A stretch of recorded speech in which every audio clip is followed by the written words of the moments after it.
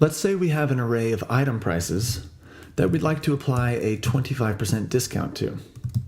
We can use the map method on Array.prototype to apply that discount. Let's take our prices array and call the map method on it. The map method accepts a function where the first parameter is the currently iterated item from the array, which we'll call price, and the return value, in our case, price minus price times the discount of 25%, is what will be populated in each item's place in the new array.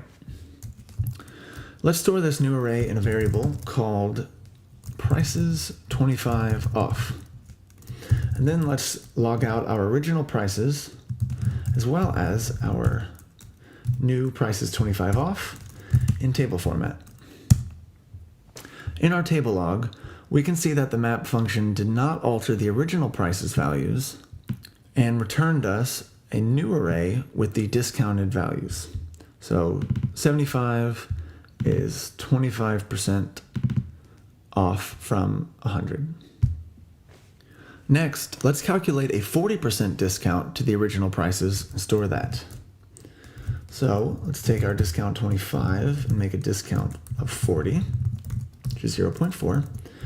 And let's also reuse our prices 25 off to give us prices 40 off with a discount of 40. And when we log all the values, we can see the different discounts that we've calculated, including the original prices. If we want to calculate more discounts, we'll need to write a new map function every time. So let's make our logic reusable by writing a function that we'll name applyDiscount, and it'll take in any discount and any price, and once it has those, it will run our logic of price minus price times any discount. Let's now update our prices 25 off and prices 40 off functions to make use of this applyDiscount helper. So we'll say apply a discount of the discount of 25%, and here is the price. Great. Let's do the same thing for prices 40 off. And let's run this and see that we get the same results.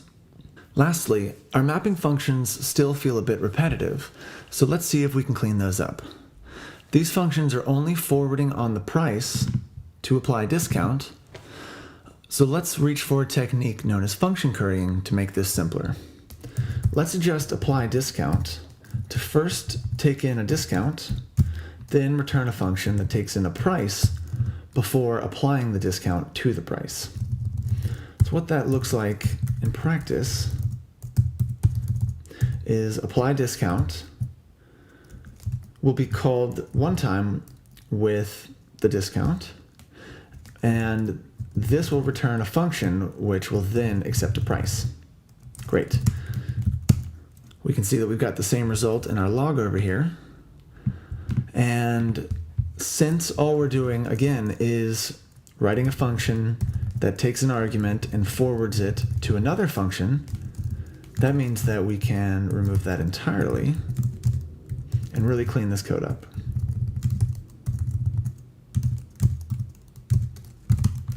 And when we log the result, we can see we get the same thing back.